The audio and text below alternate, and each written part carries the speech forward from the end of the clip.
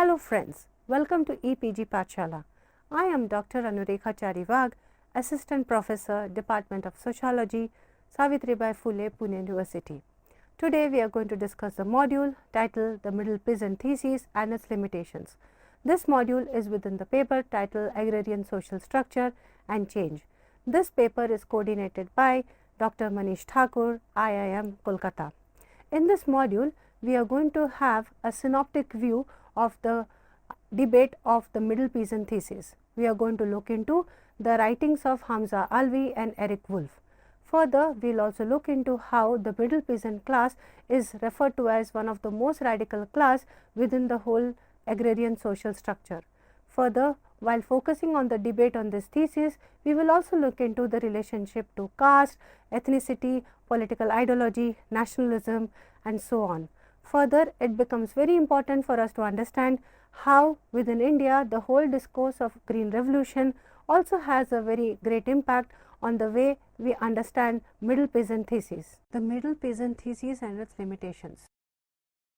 Since Marx, the question of peasantry and the role in social change has been a point of contestation with scholars from diverse ideological persuasions. Notwithstanding Marx's caricature of the 19th century French smallholding peasants as potatoes in a sack and the French nation as a sack of potatoes, his views on peasantry were fairly ambiguous. For him, while the small-holding peasants were conservative and reactionary in nature, the agrarian proletarians formed a radical class who could corroborate with the radical urban proletarians in the latter's revolutionary struggle.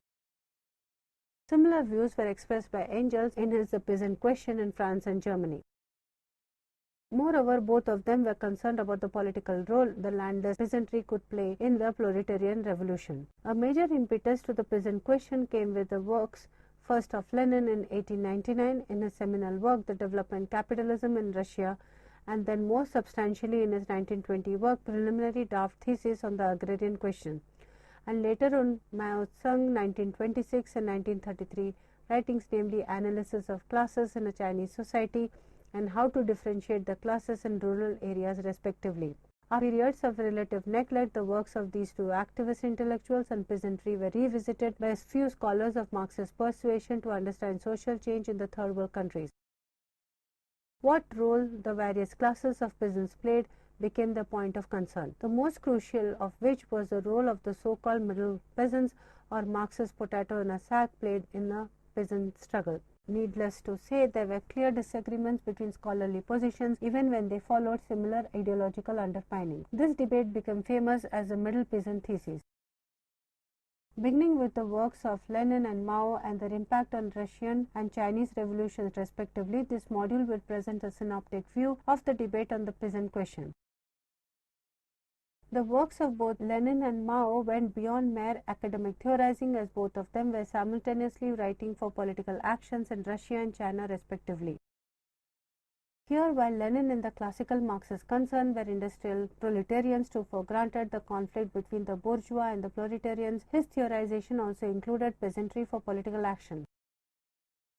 Two of his important works, The Development of Capitalism in Russia and the Preliminary Draft Thesis on the Agrarian Question, which he wrote for the Second Communist International, look critically at the classifications within peasantry. Lenin took into consideration the specificity of the development of capitalist relations of production in the Russian countryside and the resultant emerging social structure. This was significant for him in order to create strategies for class collaborations for revolutionary practice. Putting at the backdrop the degree of ownership of land, alienation and the relations of production, Lenin suggests 6 classes within Russian peasantry, namely big landowners. They exploit wage labor, small and sometimes middle peasantry. However, they do not themselves engage in manual labor. This classes the direct descendants of feudal lords, rich financial magnates, or a mixture of both the categories. Lenin brands them as exploiters and parasites. He argues that the revolutionary proletarians should unreservedly confiscate the property of these big landlords without any compensation. Big peasants. They are capitalist entrepreneurs in agriculture and use their lands for profit making. Although the big peasants themselves do the supervisory activities, their farms are tilled by hired laborers. Lenin argues that this class continues the determined enemy of the revolutionary proletariat and needs to be neutralized by the latter. Middle peasants They are small farmers who cultivate their owned or rented small plots of land, but under capitalist production system, in good years this class produce a marginal surplus. In terms of political leanings, it might follow the bourgeois, as both of them have similar worldviews towards ownership of private property.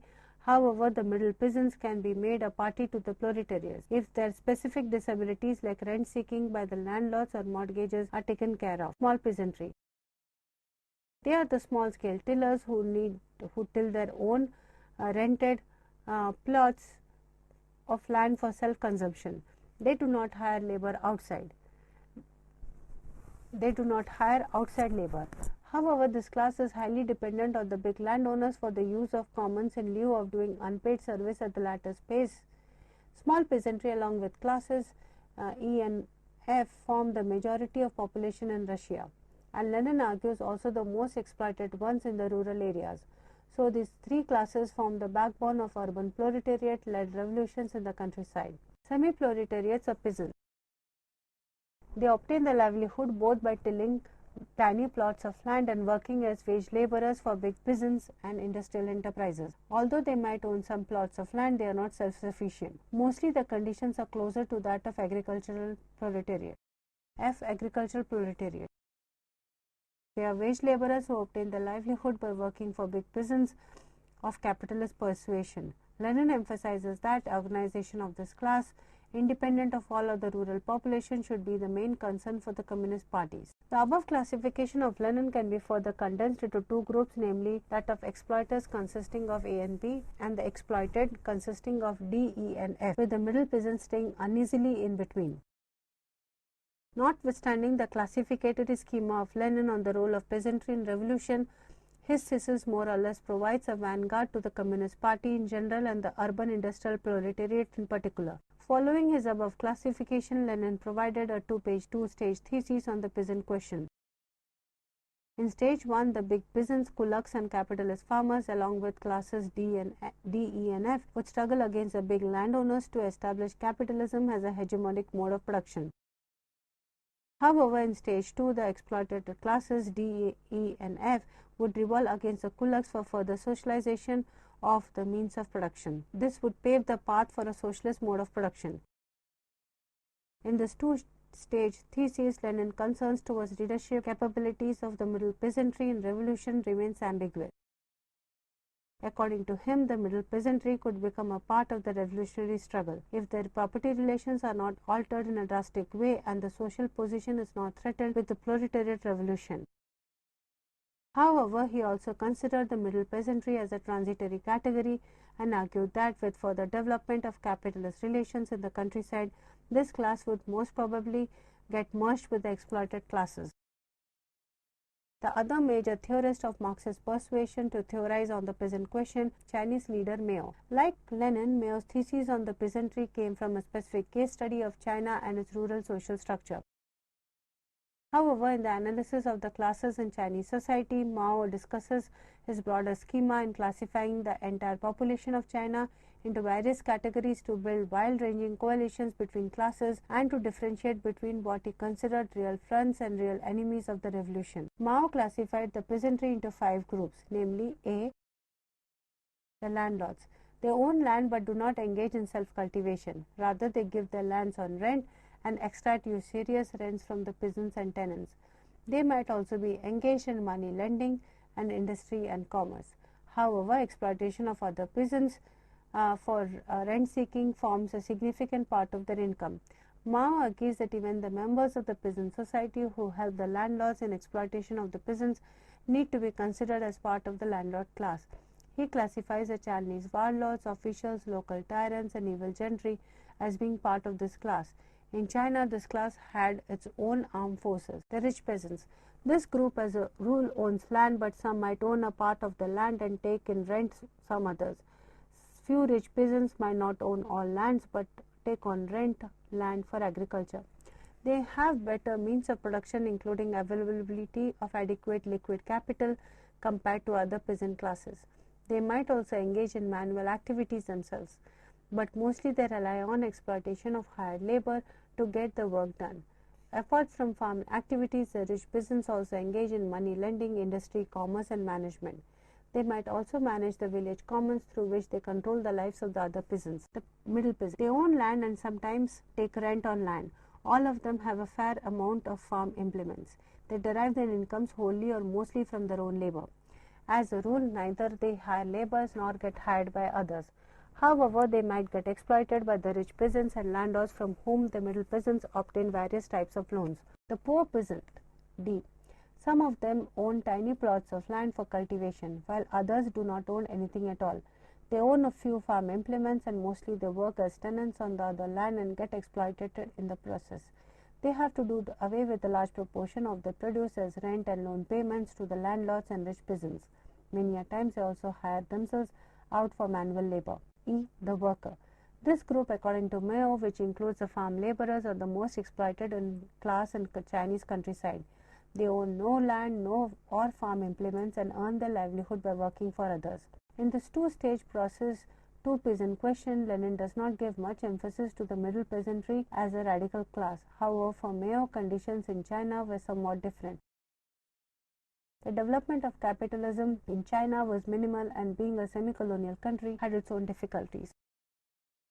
Therefore, he does not give much significance to a role to the capitalist farmers as the revolutionary class. His point of departure was to understand the rate of exploitation which the relations of production in a semi-feudal society sustained. Through the process of classification, he argued that both the landlords and the rich peasants are anti-revolutionary, while poor peasants and workers are revolutionary. The middle peasants, owing to its condition of relative independence, might form the part of revolutionary struggle because even with its relative self-sufficiency, that class did not see a progressive mobility for itself. Nevertheless, Mao's report on an investigation of a peasant movement in Hunan of 1927 presents a poor peasantry as a most revolutionary class, both in terms of providing leadership as well as forming a part of the Red Army. Eventually, the coordination between the four revolution classes ensured that China witnessed a successful peasant revolution in 1949. Middle peasantry as a revolutionary class, Hamza Alvi and Eric Wolf. In 1950s and 60s saw a number of revolutionary movements taking place in third world countries like Mexico, Cuba, Algeria and Vietnam. All these countries were primarily agrarian societies with a fairly large population of peasants. The challenge for the social scientists of this period was to understand a phenomena which did not fall neatly into the categorization of classical Marxist articulation of industrial proletariats as revolutionary. Following primarily a Marxist perspective, in the 1960s, Hamza Alvi and Eric Wolf revisited Lenin and Mao's proposition on the peasant question in relation to China and Russia respectively. Wolf argues that there are three conditions, economic, social and political, under which peasantry would revolt against its exploiters. Economic conditions might include, among others, alienation of peasantry from the lands, fall in prices of agricultural products and an increase in dependence on external credits at usurious rate of interest. The social conditions might include disintegration of social relations between kin groups due to increased commercialization of production and distribution of resources, reduction in the value attached to the achieved as well as ascribed status of prominent peasant household, and the growth in interaction between the village and the outside world. The last one could happen owing to the increase in communication networks, migrations, military service and wage labor. The third condition is political. Under this condition, the peasant class might see themselves powerless vis-a-vis outside political forces, whether state or capital, which remains beyond their control. These three conditionalities, according to Alvi and Wolf, make or break the revolutionary chances of the peasants. However, the above conditions have different impacts on the different classes of peasants. Wolf further argues that the rich peasants are more suitable stances than other classes. These classes of peasants become employers of others, start their own money lending enterprises and get co-opted within the urban bourgeois. On the other side of the spectrum are the poor peasants. This class is hit hard with the adverse changes in its socio-economic and political institutions, but the absolute dependence on the rich peasants for the livelihood do not provide them an opportunity, at least during the initial stages, to revolt directly against the employers. On the contrary, it is a class of the middle peasants working on their own lands with their household labor who become the vanguard of peasant movements. Their relative autonomy vis-a-vis the rich peasants and landlords give them tactical advantage over the other peasant classes to lead revolutions. The tactical advantage the middle presents is historical significant, as any drastic change in the economic or social or political processes could adversely impact the survival as an independent class of peasants. Commercialization of agriculture brings two paradoxes in the lives of the middle peasantry. One, owing to commercialization, the traditional bonding between the households gets strained. However, the positive side of it lies in the attachment of the middle peasantry to the land, which helps it to move on two boats, one on urban economy and polity, other on rural naturalness. The urban-rural linkages these paradoxes create make the middle peasants transmitters also of urban unrest and political ideas in rural areas. This process makes them revolutionary. Thus, Woolf argues that it is not just the growth of urban industrial proletariat who is the bearer of revolutionary actions, rather it is the growth of an industrial proletariat still in contact with its rural roots which makes them revolutionary. Using the criterion of both economic deprivation under changing conditions and social changes emerging out of it, Hamza Alvi in his work Peasants and Revolution argues that it is neither the rich nor the poor peasants and agricultural proletariats who are the vanguard of peasant interests.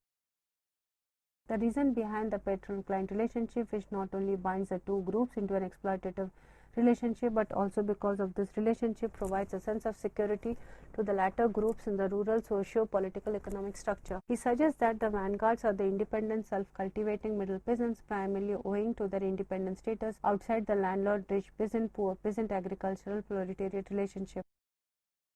The household commodity production and consumption at a relatively independent level makes them see things from a different perspective. Alvi suggests that in the beginning the middle peasants delivered the initial impetus to the peasant movements by providing a radical leadership.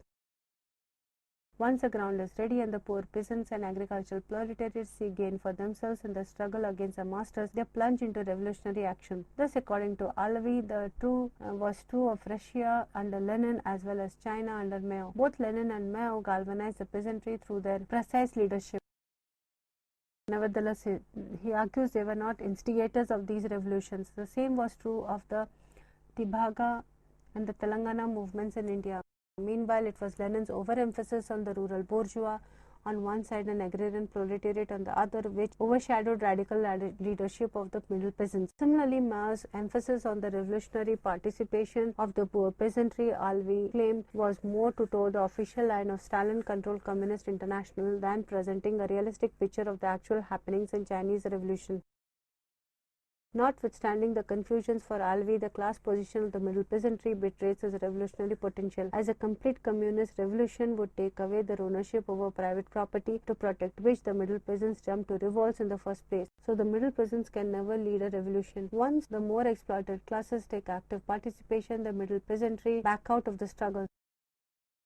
This is where we find radical difference between middle peasant thesis of Alvi on one side and Woolf on the other, who argued that middle peasant is a revolutionary class. Tom Brass argues that genealogy of middle peasant thesis can be traced to the works of Chainov's Peasant Economy, to which James Scott Moral Economy, Subaltern Studies Groups, Peasant Subaltern do a complementary job. But the middle peasant thesis of Alvi and Woolf were contested by several scholars, both Marxist and non-Marxist. The criticisms were made on A. the classificatory potential of definitions of the middle peasant, B. the suitability of a class analysis in a country like India without bringing into focus the role of caste and the state, C. the role of nationalist movement in the early 20th century under the leadership of Congress and Gandhi. In the next section, we will discuss the debate as it took place in India after Alvi and Woolf's publication. The limitations of the middle peasant thesis.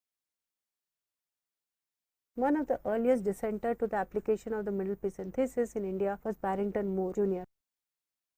In his highly influential as well as controversial work, The Social Origins of Dictatorship and Democracy, Moore Jr. argued that mere classification of population into classes and labeling them as revolutionary or anti-revolutionary hinges on being naive. Radical politics goes beyond mere class alienation. One needs to understand the structures of power that underlie class actions in historical time and space. These structures of power conclude, apart from economic factors, the religious and political too.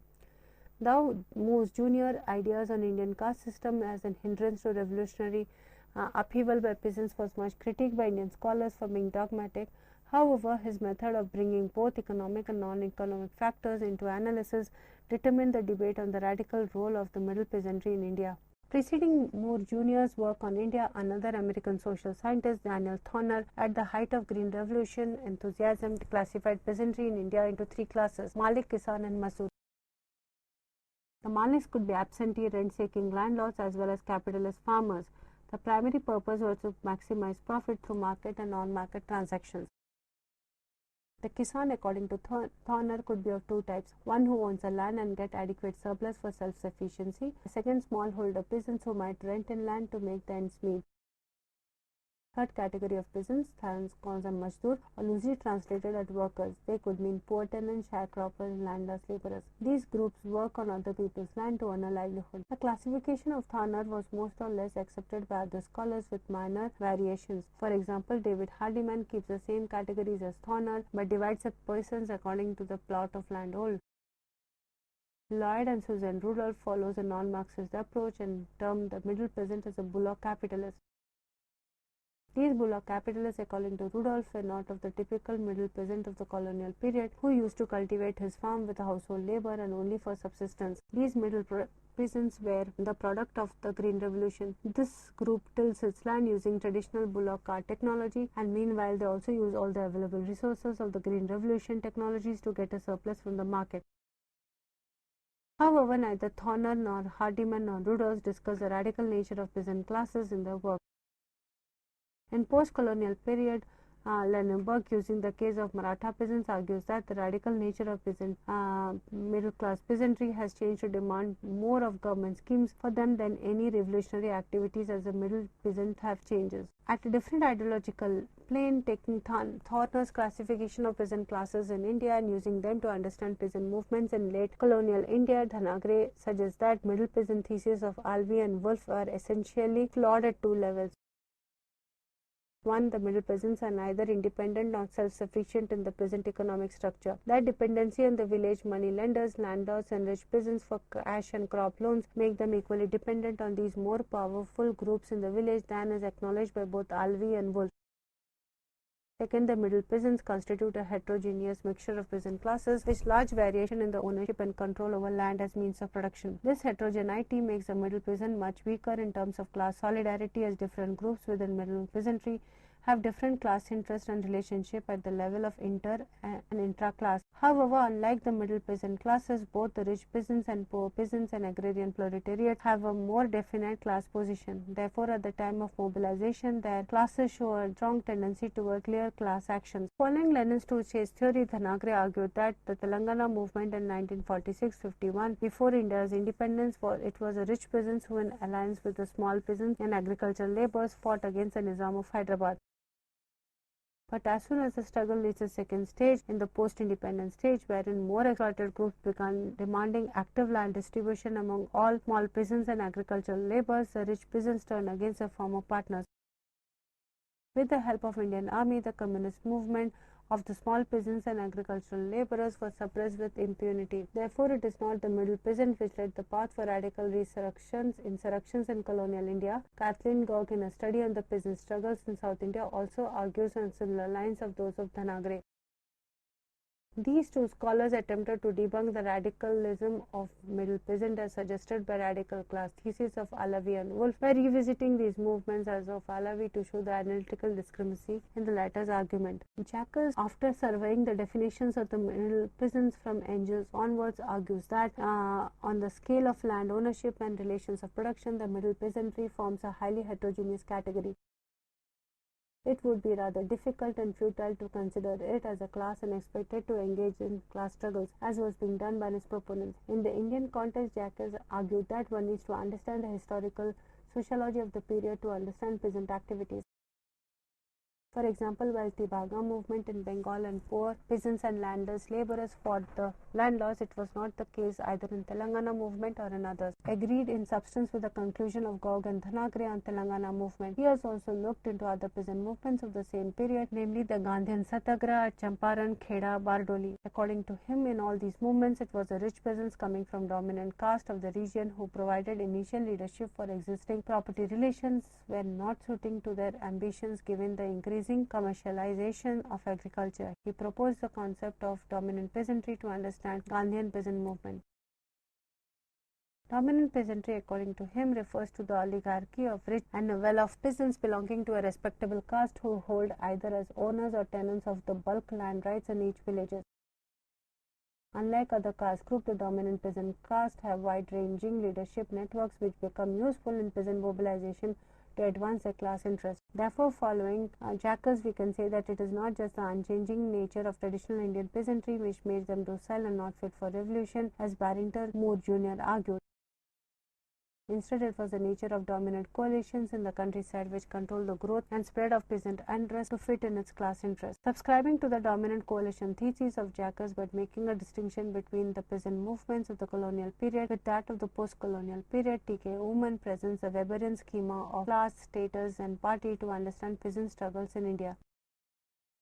Woman argues that a fundamental change happened when the country became independent. For example, he suggests that during the colonial period, peasant movements were basically part of the larger national struggle. The stated goal of these struggles was to get rid of the colonial power, and therefore the peasant issues were not given a central position either by Gandhi and his Congress party. The reason for some involvement of the peasant issues into the mega plans was to build a broad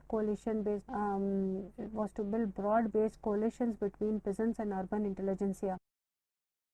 Therefore, once the stated goals of the movement leaders were achieved, the struggles of the peasants were given a let go.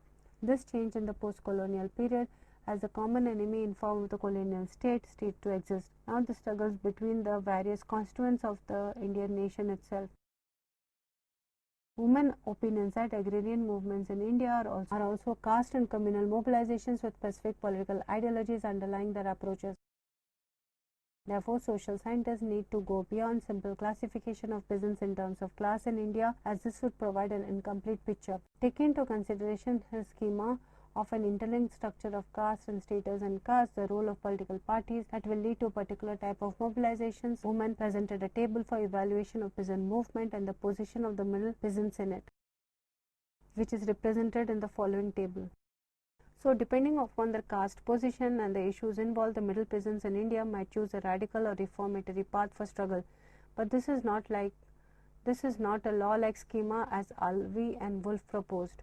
Students, in conclusion to this module, Middle Peasant Thesis and its limitations, we have discussed about how Hamza Alvey and Eric Wolf have referred to the middle peasant as one of the most radical groups within the agrarian social structure. But this argument was mostly drawn from their work in Russia and China. If we have to understand how scholars in India have looked at the middle peasant thesis, we need to understand that scholars on India in terms of dialogue of Wolf and Alvey have referred to and debated extensively and engaged with the idea of radical middle peasant thesis. In India, on the other hand, many scholars have argued, such as Dhanagre, they have argued that it was the rich peasant who played a very important role in the whole peasant mobilization. It was the rich peasant in terms of caste and class that dominated the peasant movements in India. Therefore, there is no consensus among scholars in India as to whether the middle peasant is radical or not.